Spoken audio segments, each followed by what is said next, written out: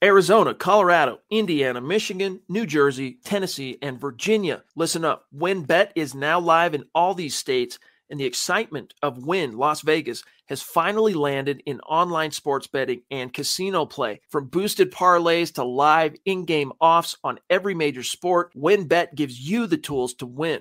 Sign up today for your risk-free $1,000 sports bet. Download the WynnBet app now or visit WYNNBet.com to start winning.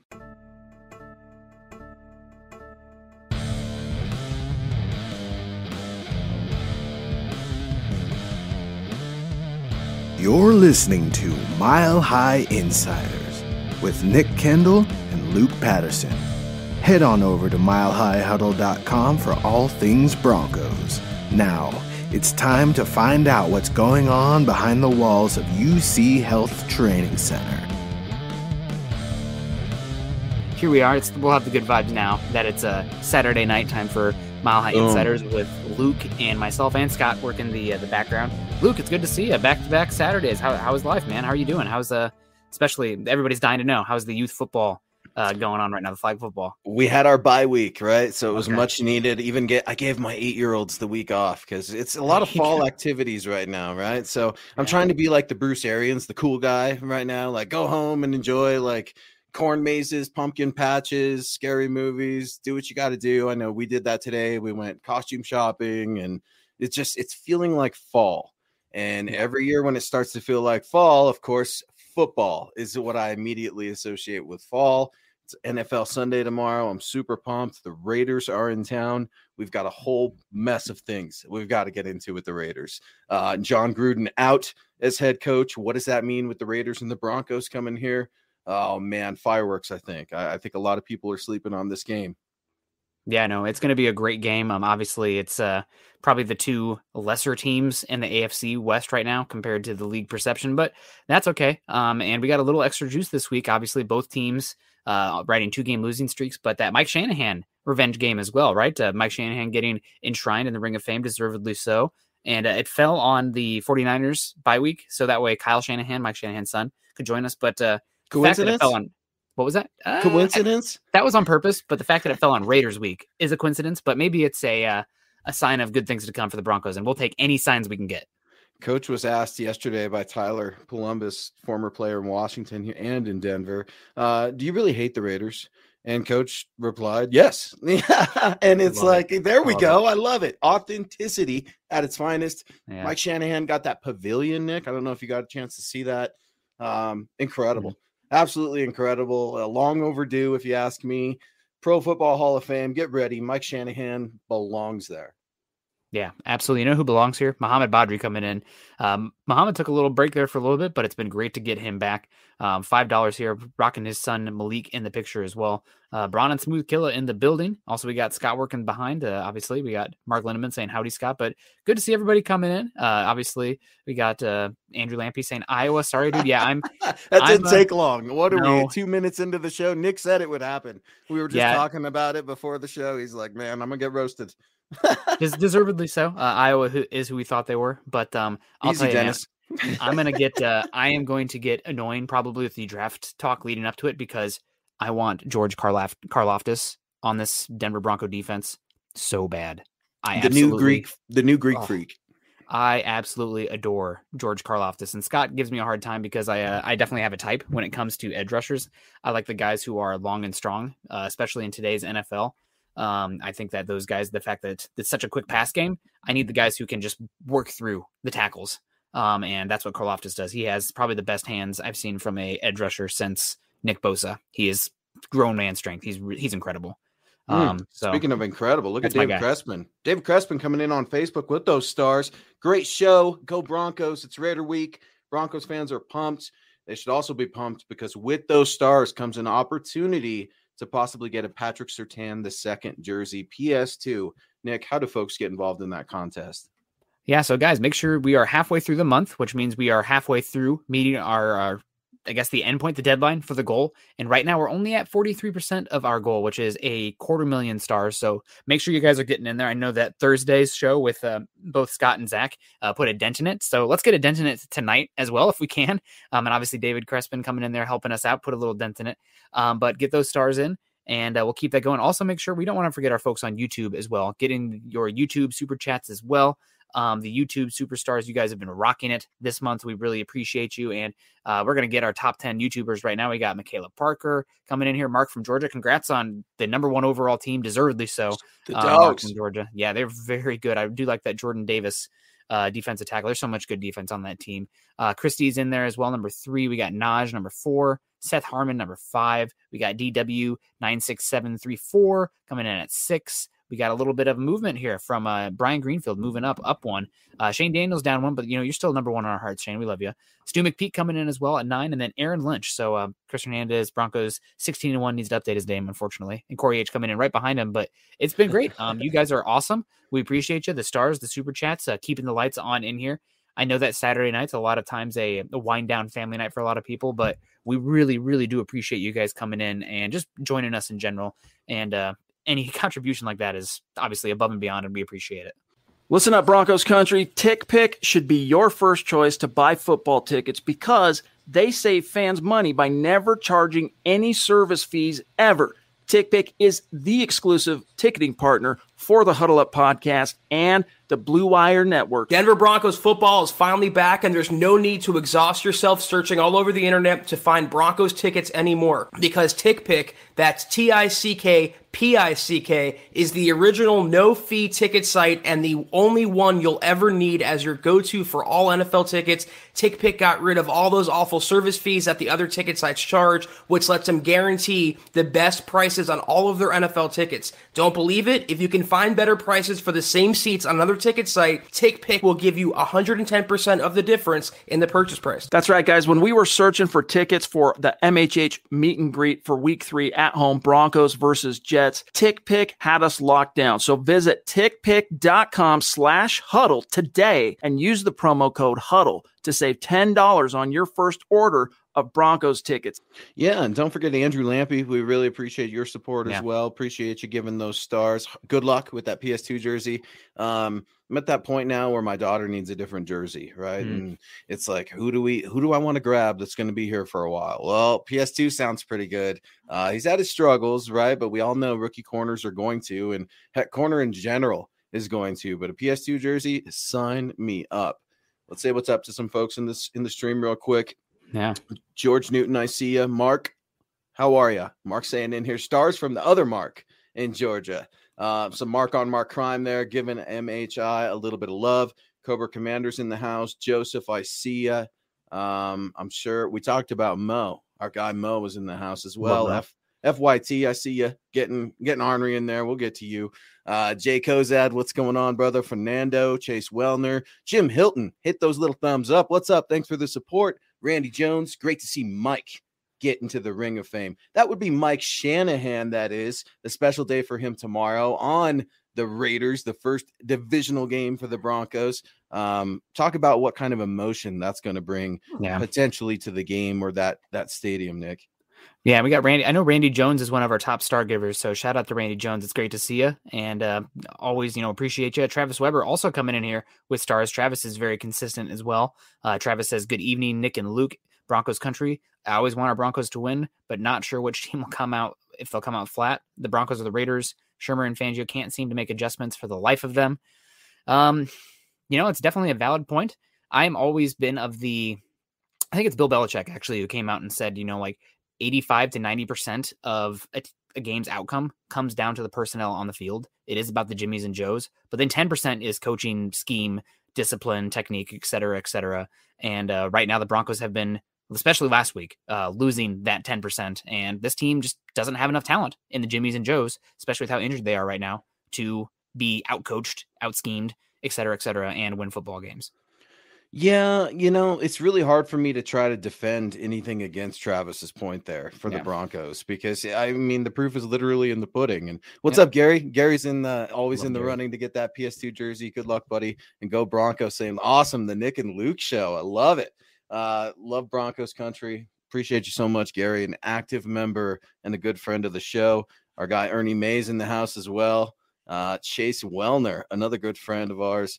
But Nick, yeah, man, the Broncos have just struggled mightily in major categories, including third down. They're ranking 28%. They convert 28% of their third downs, which is dead last in the NFL. They have the second worst average in distance on third down, which is 3rd and 8 in the NFL. I mean, Pat Shurmur almost feels like he's just so resistant to change, or if he is going to run the ball, he's going to do it cutting off his nose to spite his face.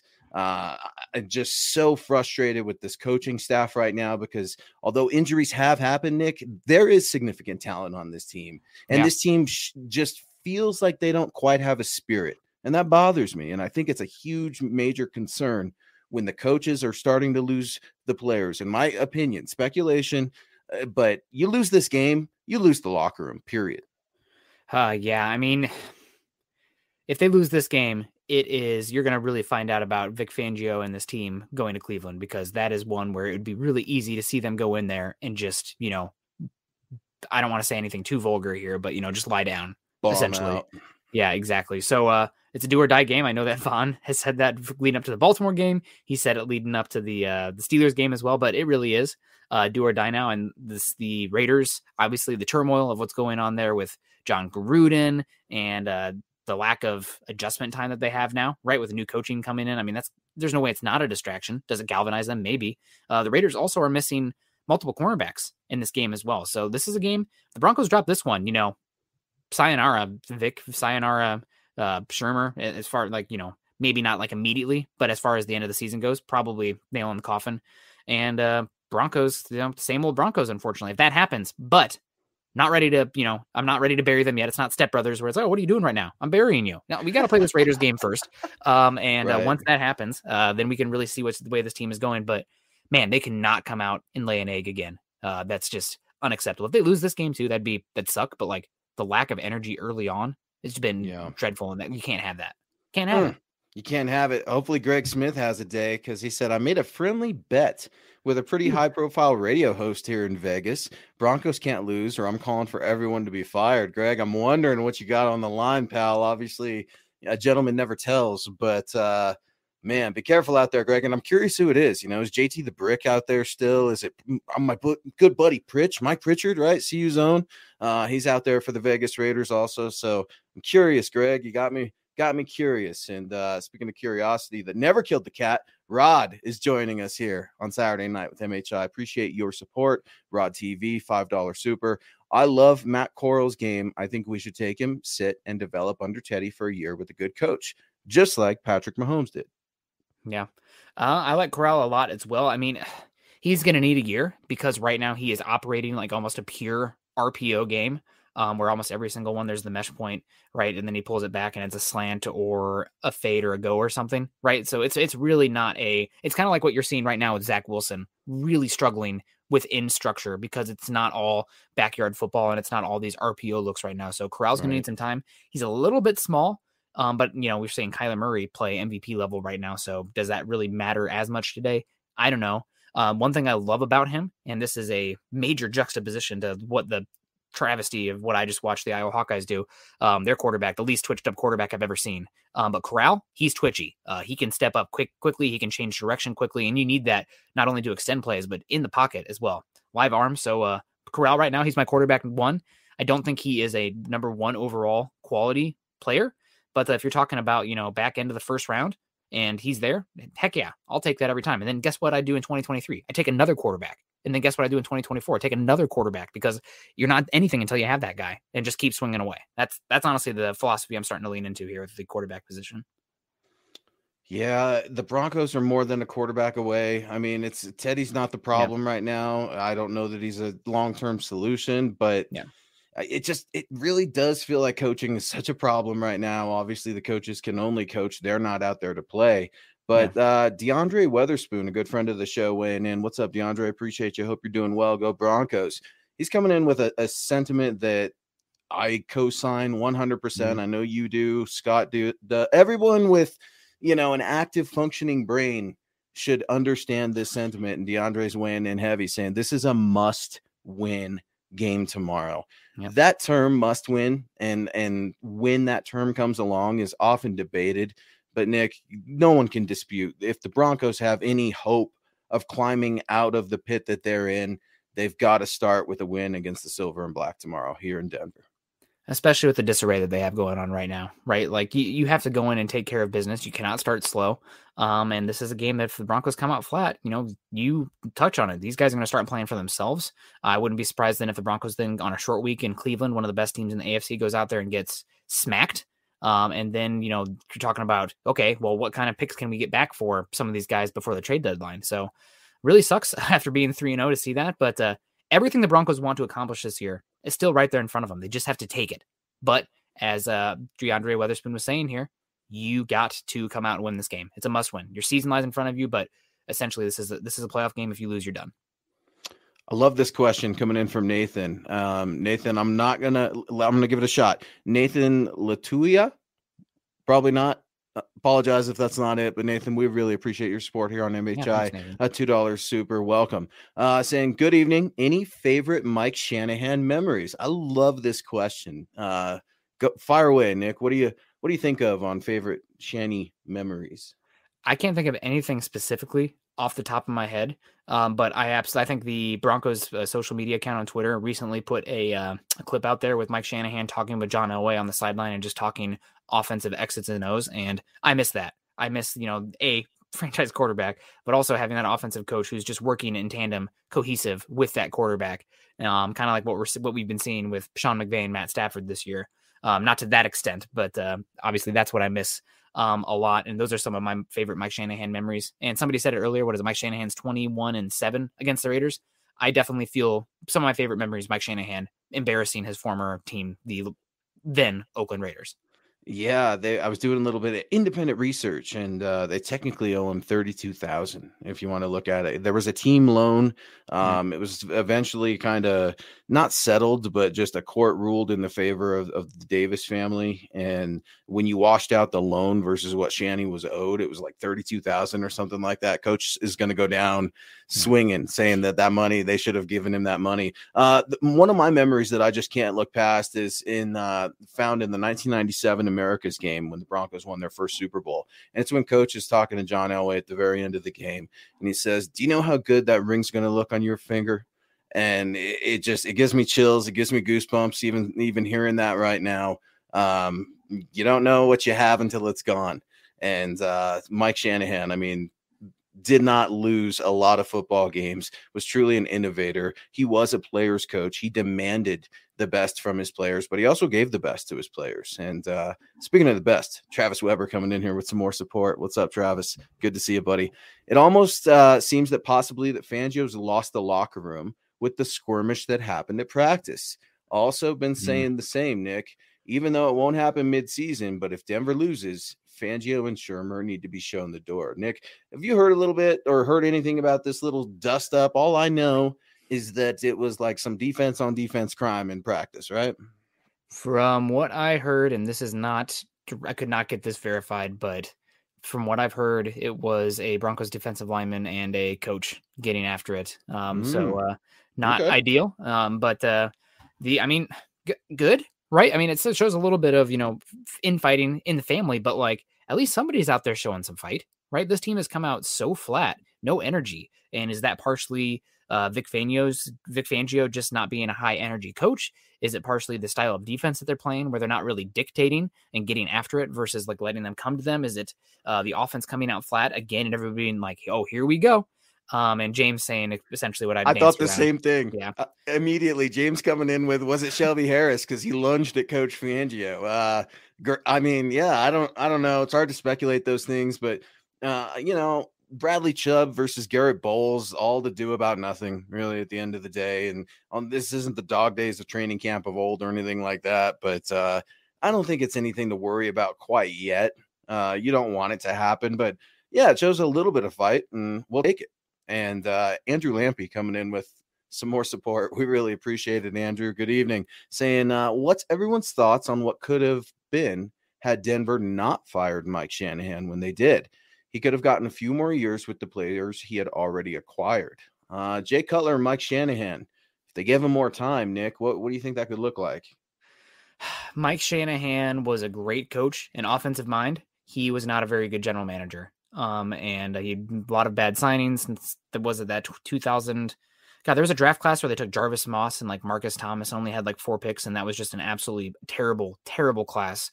And Mike Shanahan, because of what he accomplished and everything, he wanted more power, and I don't blame him for that. But that was not the best move for them. There's very few coaches out there who can also perform adequately as a coach and be the general manager. So I think that was probably the biggest reason that the Shanahan era ended as poorly as it did. And to be honest, I mean, that's typically how it ends, right? Most coaches don't get it right off in the sunset. Most players don't get it right off in the sunset. Sometimes it's parting of unfortunate circumstances, but we still have, great Shanahan memories, and probably would not have won the Super Bowl without him. So, gotta love the old ball coach. Maybe we made a mistake not hiring his son, although the 49ers haven't been that great in the win-loss column, but it is what it is. We just happy to have Mike here, and I hope he's a good luck charm this week, man. I love talking trash about the Raiders. I mean, every right to it.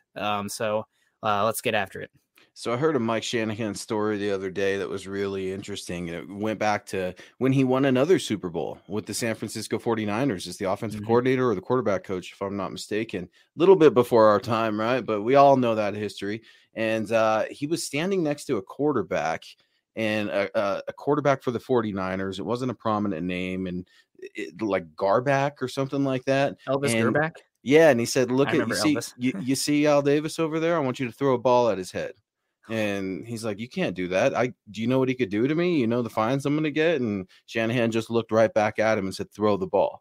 So he throws the ball, and it comes within inches of Al Davis's head. And Al Davis sidesteps, looks at Shanahan, and gives him a gesture, a nice, friendly hello. And I miss those things, man, because that's what made the Raiders and the Broncos, that rivalry, especially as a kid growing up here in the Mile High City, so special. And to this day, when I see a Raiders fan, I can't help but get disgusted.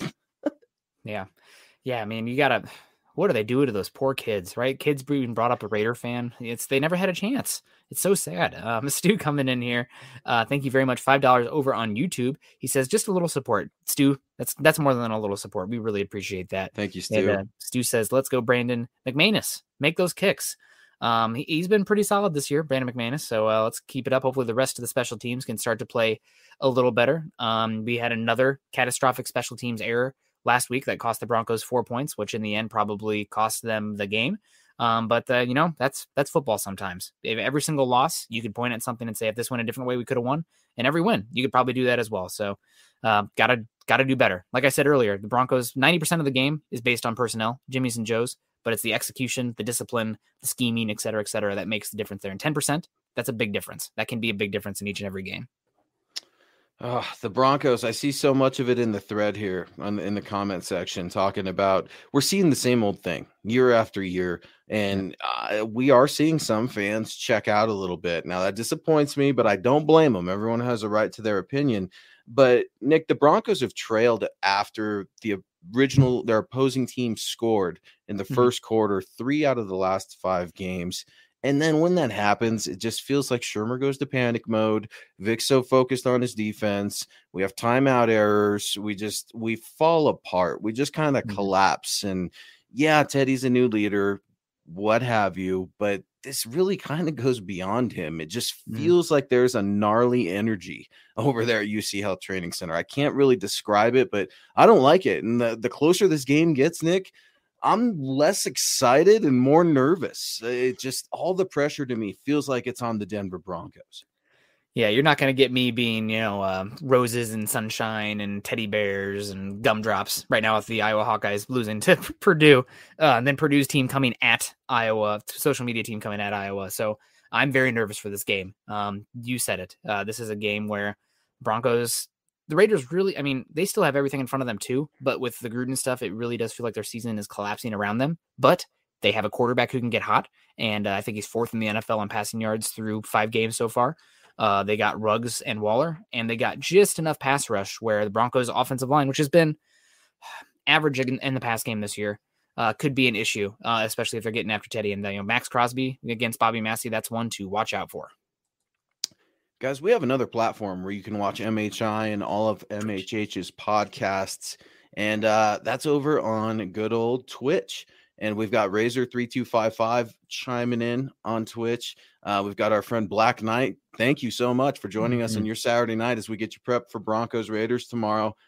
Nick, it's so cool to see so many people from so many different platforms all coming together for really the Broncos, man. And I'm just so pumped. It's Raiders week. I'm nervous, but there's going to be some good football. There should be some emotional football. I think that's been lacking too. There's excuses from the coach. There's a few excuses from the players, but ultimately it's going out there and cleaning the slate. And if the Broncos win tomorrow, they can get back on course. I mean, they're right there in the hunt at the top of the chart for the AFC West. It is not some unobtainable goal this year. The Chiefs are struggling. I'm not in panic mode for the Chiefs, but I'm kind of waiting for them to pounce as well. Yeah, no, they'll figure it out and they'll go on a streak here, and Patrick Mahomes will go unconscious. Even with the bad defense, Steve Spagnuolo will figure something out where they won't be terrible at the end of the year, unless injuries really plague them. They're really missing Chris Jones right now. But it's really, I remember when we were talking about, Patrick Mahomes when he first came in, and it's like, oh man, this Chiefs team, they have a window right now because nothing in the NFL is a bigger advantage from a team building standpoint is than having a franchise quarterback on a rookie contract. And I've said it on here a lot of times. Okay, this is going to be the Chiefs division for as long as Patrick Mahomes is playing on that rookie contract. But once he's paid, the window is going to open slightly. Now that means the Chiefs are still the favorite. They have goddamn Patrick Mahomes, but there's a little bit more of a chance to squeeze in there any given year if you have a good team.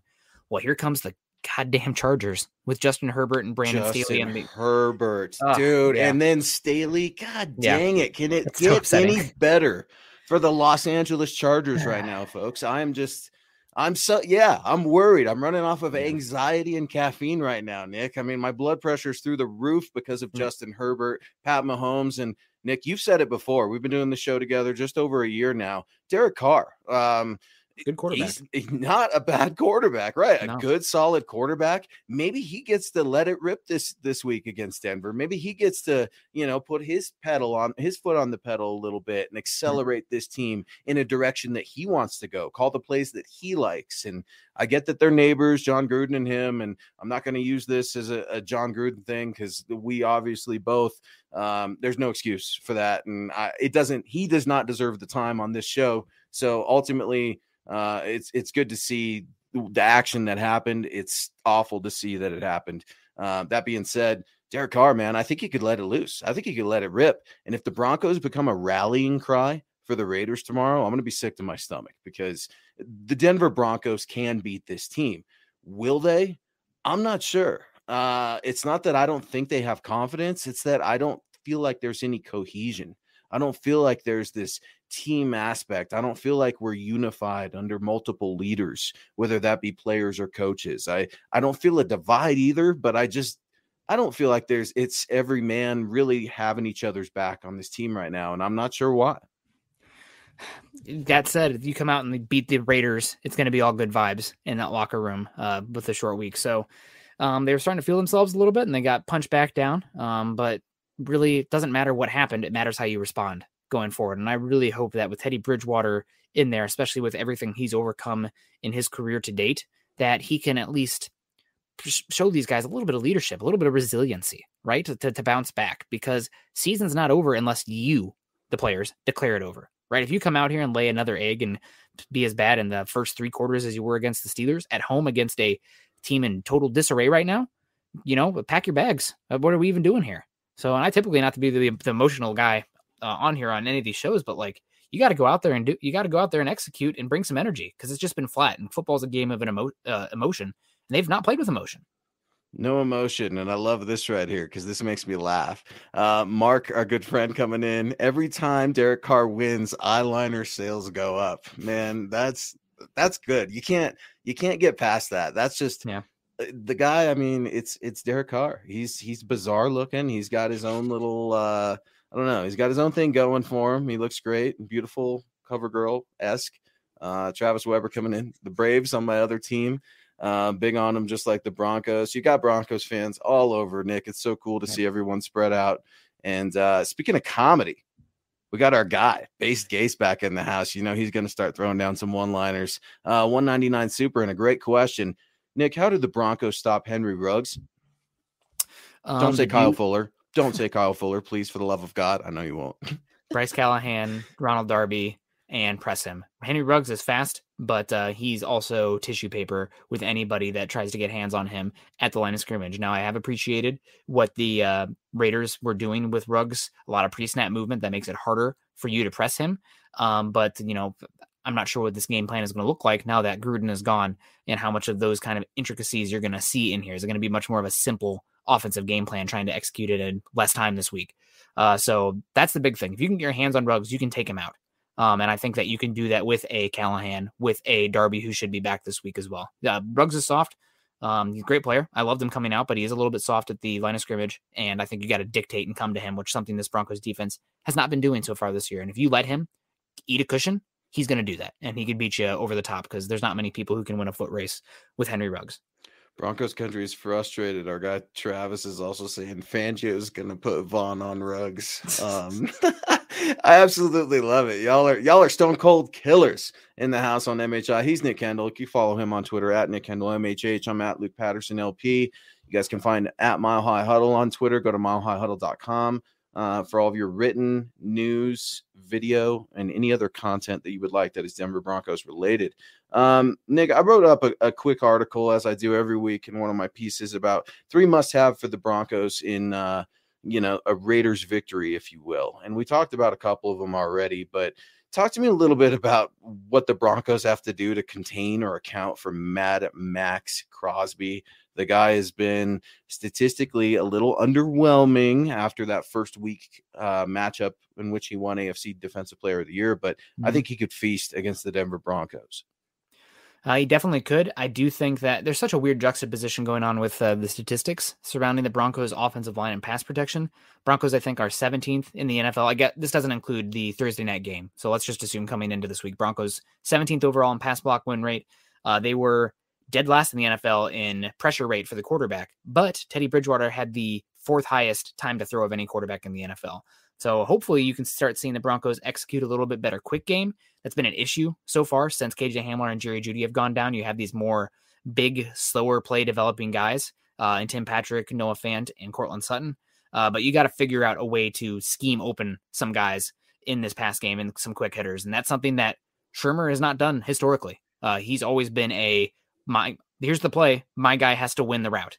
And that's not something right now you're seeing with the likes of Cortland Sutton and Tim Patrick. Great receivers, but not the types that are winning the quick game that you saw with Jerry Jeudy and whatnot. So Shermer needs to start figuring out maybe some pick plays, maybe some slants, maybe some RPO looks, maybe do something a little bit creative with the run game also. It doesn't just have to be this inside zone or this ISO over and over again for 2 yards. You got to get a little bit more creative and give them different looks. It's the creativity doesn't come from just the different play calls too. It's executing different things out of the same look. And it just, based on the look, you can tell where they're going almost every time before the snap.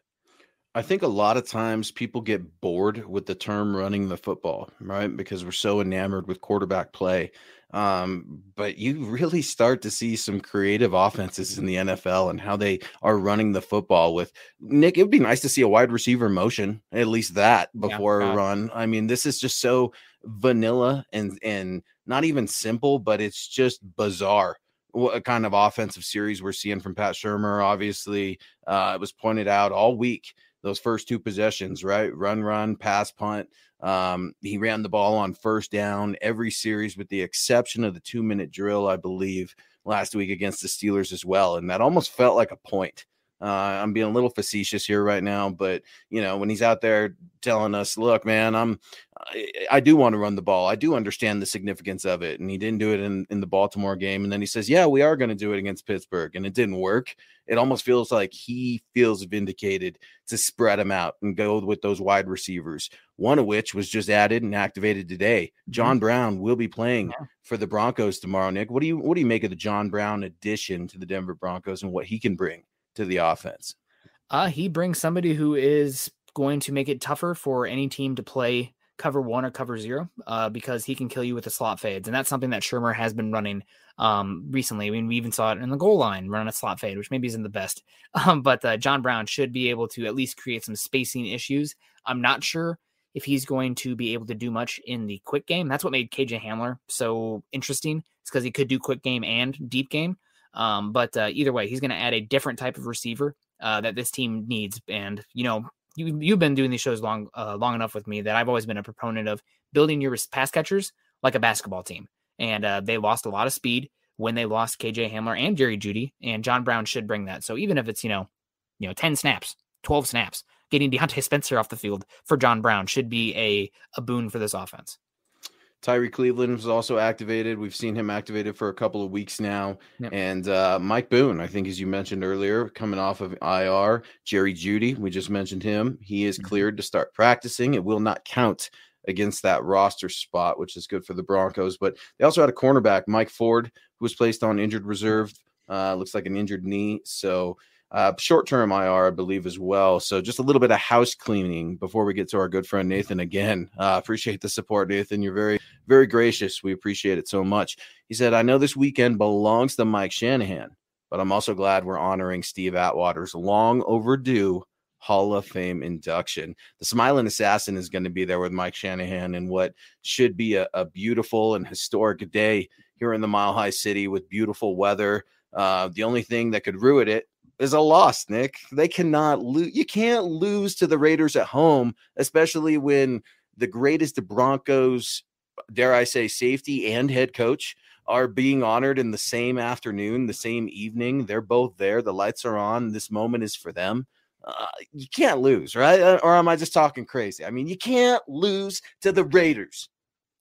Yeah, you say that, but this team has come out flat so many times that I'm still, sad Hawkeye fan over here that I wouldn't be surprised at all if they came out flat, right? Like this team, it's what I was trying to live by coming into this year, especially starting off 3-0 is you are what your record says, but let's not, start booking our parade because this team has burnt us too many times. And I felt the same way last week. So, not to be a Debbie Downer, but until they come out and go punch the Raiders in the mouth and then go out there the next drive and do it again and again and again, I don't know. I just think that there's definitely a possibility they could come out flat and not match the energy of the Raiders. And when that happens, I feel like this Broncos team, they don't have that guy that they can lean on or whatever, especially offensively. What's the identity? What do you lean on? Where do you go? And it starts to panic, it starts to spiral out of control. And then, you might be down 2 possessions with 10 minutes left. And now it's starting to work. It's starting to open up. It's too late. So you got to get out there and start dictating early on. And that's just not what they've done the last couple of weeks. Watch for Josh Jacobs as well. He tore the Broncos up last year in their very first game, 112 yards and 2 touchdowns. And then that other former Bronco running back, Devontae Booker, tore him up for 81 yards and 2 touchdowns. They have more experienced backs now, better backs, I feel, in Kenyon Drake, and I think it's Paris, right, as Jacobs substitute. So watch that run game. But Travis Weber weighing in again with some support. Appreciate you, Travis. Speaking of Iowa, is former Iowa tight end Noah Fant's injury the same lingering injury from last season? I know he's been playing hurt. Great question from Travis. Nick, what do you know about Noah? Because it feels like Noah's never right, but he always plays. He's tough as nails. He has nothing to prove with me. I would actually be okay, if they nursed him along, but Alberto's not there anymore. They got Saubert. What are you going to do? Beck? I mean, who are you going to call up? You're going to try to get another tight end? Or are you going to trade for one? What's going on with Noah Fant and his injury? He does have a leg injury that he suffered leading up to that week 3 preseason game. I think it was. Maybe it was week 2 preseason game against the Seahawks. I'm not sure if it is the same as last year, but it's definitely something that is something I've been questioning for him. And I do want to tip my cap for him going out there and playing. But are we getting Noah Fant at 80%? Like, is he somebody who loses a lot of his effectiveness when he gets injured? It's something that's, given how much he's been injured and the fact that he has not lived up to the draft slot to date, you got to start to question, especially with that second contract right around the corner for him. Mm-hmm. Yeah, it's you're going to find out a lot of truths tomorrow, right? And not only players' truths, but teams' truths, coaches' truths. We're going to see how it goes. But Black Knight weighing in 323 over on Twitch. Appreciate you so much, man. Great to have you on MHI. And he wants to know, if the Broncos lose this game, do you think that the coaching staff gets fired? I think that's an excellent question. I don't think it's a dramatic question. Anyone that just shoots that question down, think again. I'm not saying anything's going to happen, but it's a legitimate question. I don't think anybody gets fired. I could see some shifting of responsibilities going around. Like you could have the offensive play calling going from Shurmur to Shula, just to see if that would galvanize something. If Shula could do better sequencing plays and have a better feel for when to call what.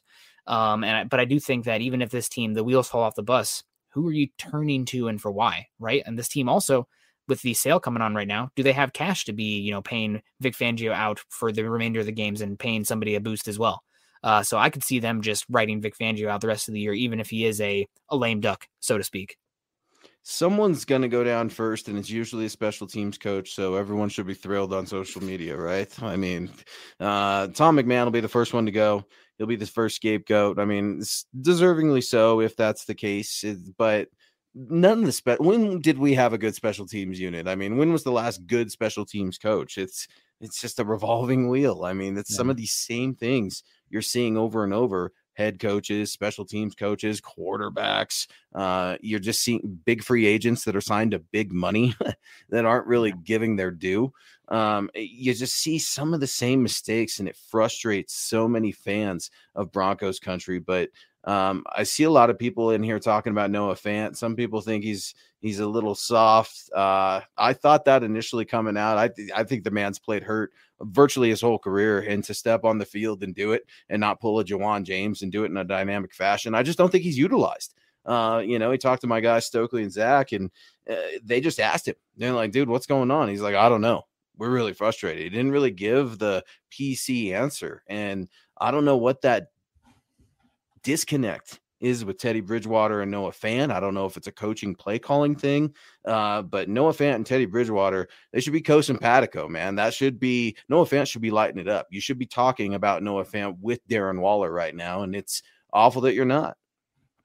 Yeah, no, it's disappointing. They got to get him more involved, right? He's a dynamic player with the ball in his hands, but right now they're not really scheming him open. So they got to figure out that, especially with Jerry Jeudy out, KJ Hamler out, there are targets to go around.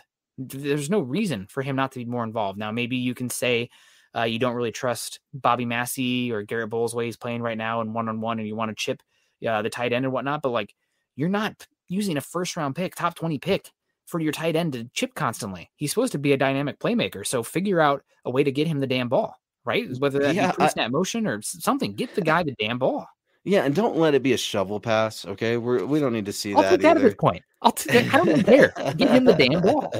You got to get him the ball, man. The seam route is one of his favorite routes, so let him do it, man. He's tough. He doesn't mind getting hit. It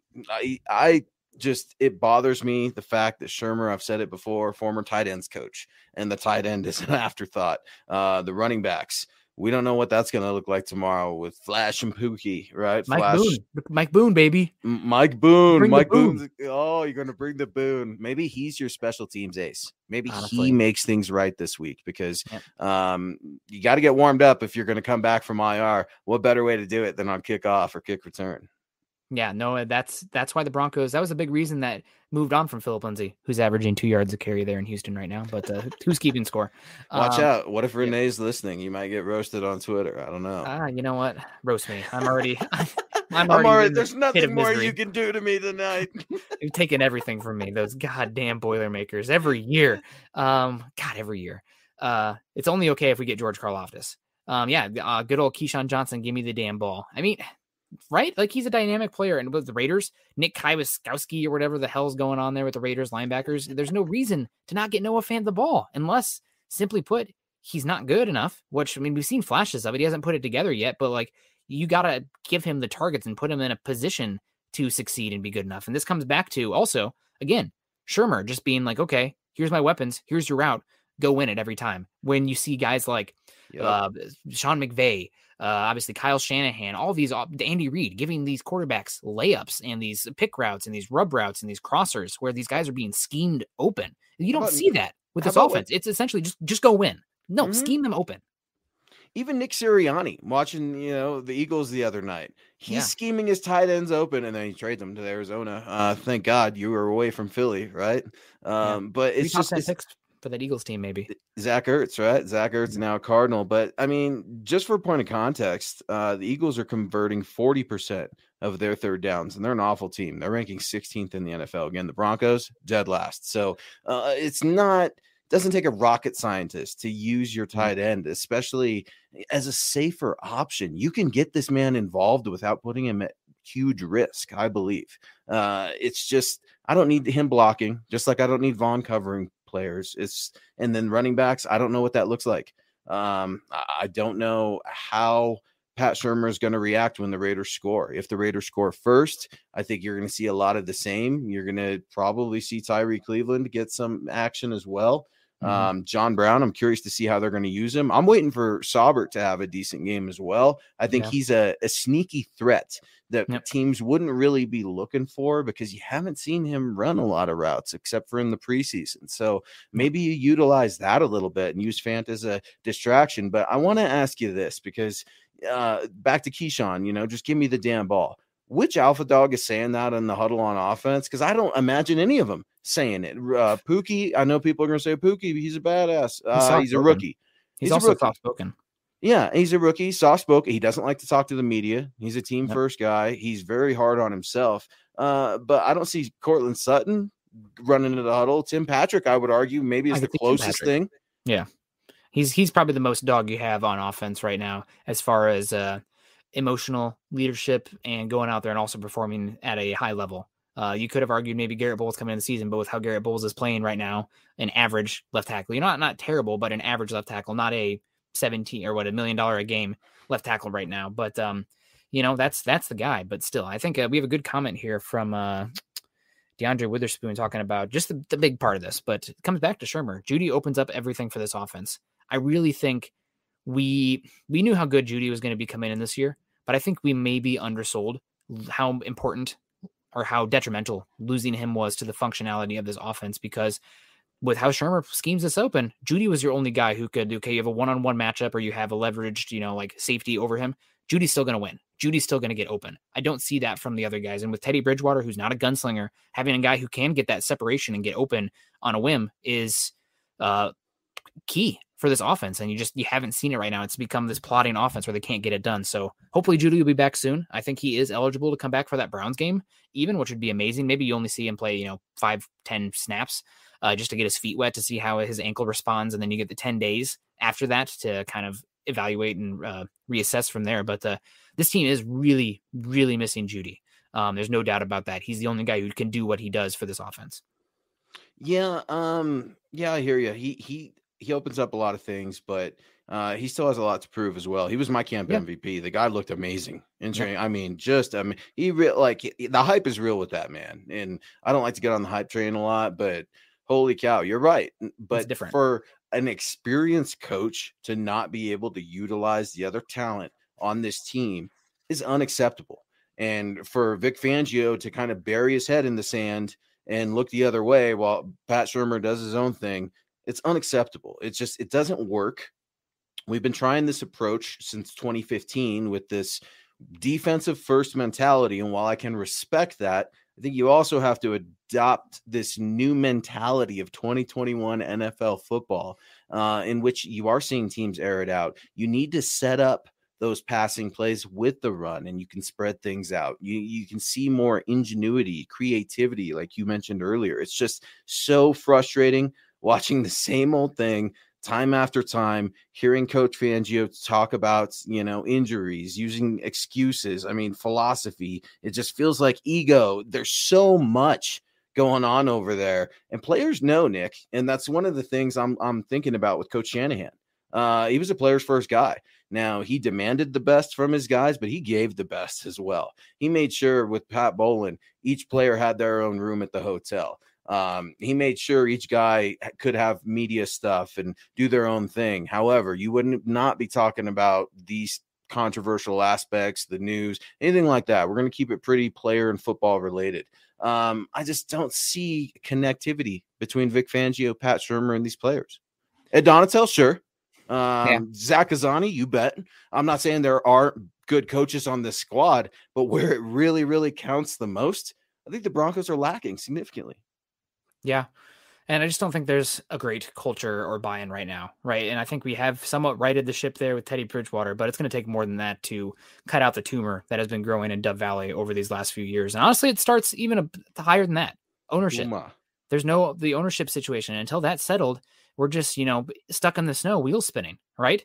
So, and it's a really unfortunate situation for the Broncos organization, thinking long-term, given what's going on with Fangio, probably seemingly coming down the tracks right now. Obviously this team could turn around and go on a run, and that would be amazing. But the Broncos, with their ownership situation probably not likely being settled until late into this upcoming summer, well, after you'd already have to hire a new coach. Are you just hiring another dead man walking head coach before the new owner comes in? And also, like, what kind of money can they pay that guy compared to other organizations, and what kind of the guarantees can they give him with a new owner coming in? Because that guy could come in and say, nope, I'm doing everything myself, you're gone. So that's going to make this Broncos position not as favorable as some other ones that are going to come open. And that makes it tough. And it's hard to really even move forward with this team thinking long-term until that ownership situation is settled and we know what's going there and we have a direction and an answer with the ownership group. So it almost sounds, because I agree with a lot of that, actually. I don't think there's anything I don't disagree with there, but it sounds like by that nature, George Paton's hands are kind of tied. He can do all the evaluation he wants, all the grading he wants, and heck, that got him to GM of the Broncos, deservingly so, as a scout and coming up in those scouting ranks. But man, it feels like his hands are tied. He can be disappointed, he can evaluate, he can want to bring in other guys, but without that owner, Joe and the other two are trying to get out. We don't know what's going to happen with the team, but it's staging to me, right? Just like when you sell a house, you stage it up, you bring in all that weird furniture that's not yours and do that thing. It's bizarre. Well, that's going to happen here when teams that are worth, whatever you want to say, billions of dollars. I mean, you put the number up, that's what they're worth. It's just so bizarre the way they stage these things up to have a new regime, a new cabinet, and start fresh. It might be the best thing. Yeah, it just puts the Broncos in a really tough situation. Let's say they finish this year, miss the playoffs, and go 9-8. Are you just bringing back Vic Fangio because you know the inevitability of there's probably going to be a change with the new ownership group, and that might be hard to bring in somebody? So I don't know. We're getting way ahead of ourselves here. We should probably steer back on the Raiders here with the last 10 minutes, and we appreciate all the stars coming in and everything. We want to give another shout out. Obviously, you guys with the super chats over on YouTube and the superstars over on Facebook, you're getting those in right now for a chance to win a Patrick Surtain the second jersey. So keep those coming and give yourself a chance to get those. And we have our top 3 star givers here over on Facebook. And I think we have Travis Weber.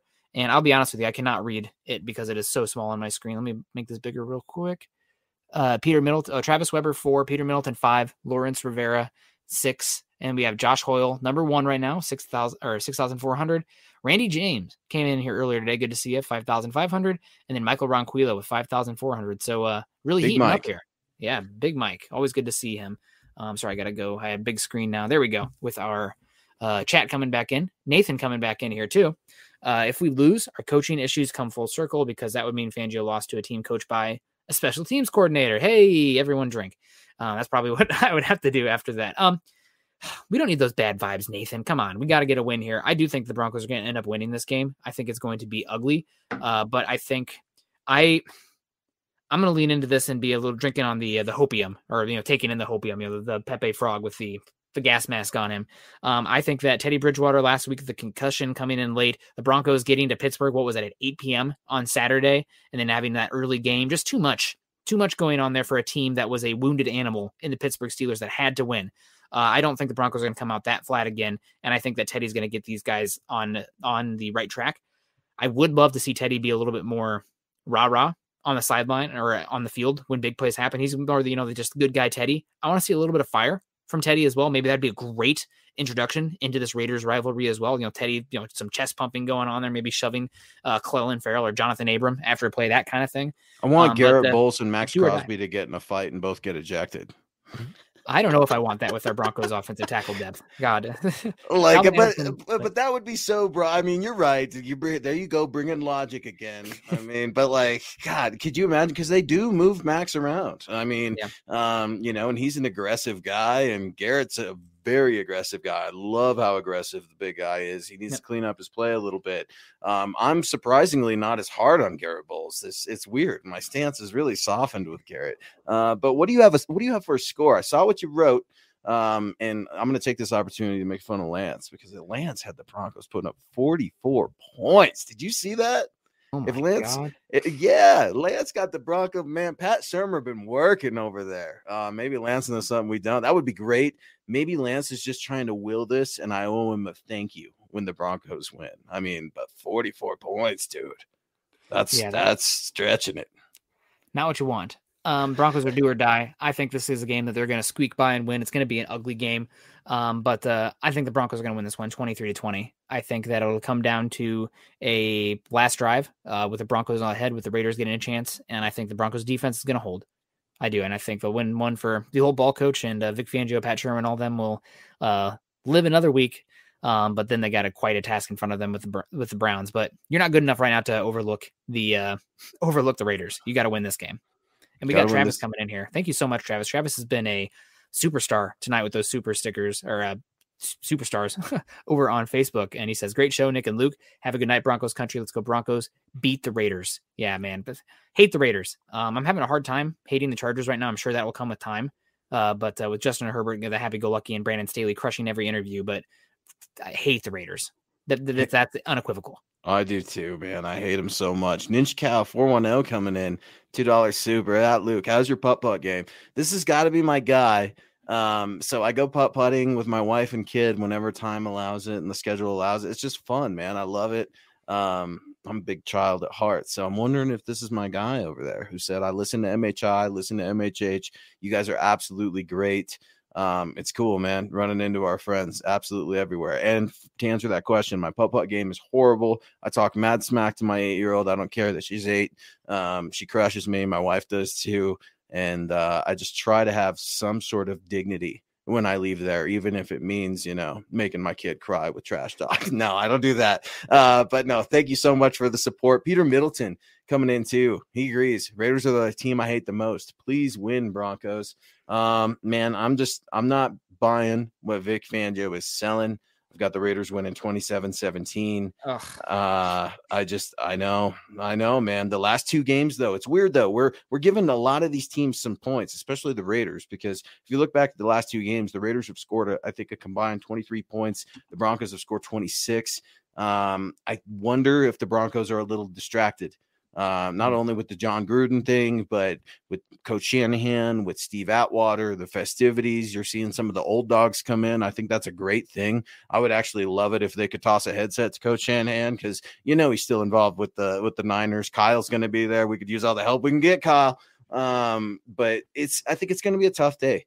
I really do. I just don't feel like this team loves each other. And I know that might sound sappy and bizarre coming from an analyst and a writer, but it matters though. NFL is it's a romantic sport. It really is. You have got to, like the old Al Pacino, Any Given Sunday, the crawl for that inch, watch any football movie.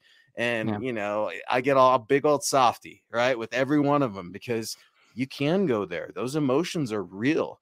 And when teams are winning and things are good, everybody's happy. But when teams are losing, Nick Sirianni's coming out there taking some heat last week for some calls and saying, hey, I should have done this, should have done that. Vic Fangio's not doing those things. I don't trust him, Nick. Yeah, I gonna have to definitely prove to this fan base right now. I mean, everybody after that Baltimore game, sky's falling. And I was game wasn't over with that Steelers game either, but got to come out better, right? You're not good enough to be making that many mistakes and playing that poorly off the gate, out of the gate, and win these games, which is a must-win game now. So we got Kevin Lind coming in here, Zebulon Omega, Kevin Lind, of course, with over on Facebook saying, got to get in that raffle. And it's been a while. Well, Kevin, we appreciate you. It's good to see you. And thank you so much for supporting us and supporting Mile High Insiders every Saturday night at 6:00 Mountain Time. We're coming at you live. So a lot of football, a lot of fun. We're going to have 2 games happening from the next time Luke and I see you. So hopefully we'll be talking some good things. And hopefully next Saturday we will not be talking who are the Broncos that are on the trade deadline and talking some NFL draft as well. Hopefully we'll be talking about a team that's hell. Let's drink the Kool-Aid. 5-2, right? Like, anything can happen. And it's good to see you too, Gage, coming in here saying hello to Luke and myself. Gage is my guy, dude. Gage is as diehard as it gets with Broncos country, man. Like, homie was having car troubles, took the bus from the Springs to attend training camp. He's there. He's taking notes. Gage knows his football.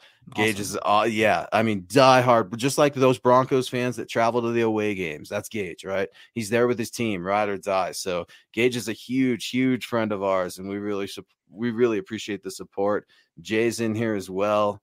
Joe Brewer kind of subscribing to a little bit of what I theorize with Vic. It's everyone else's fault. I did nothing wrong. It sometimes feels like that. I know I'm being a little dramatic here, but players, I think one of the biggest reasons Urban Meyer's not working is because they don't buy that guy. This is not college football. You cannot treat these guys like this. Now, I don't think Vic is abusing anybody.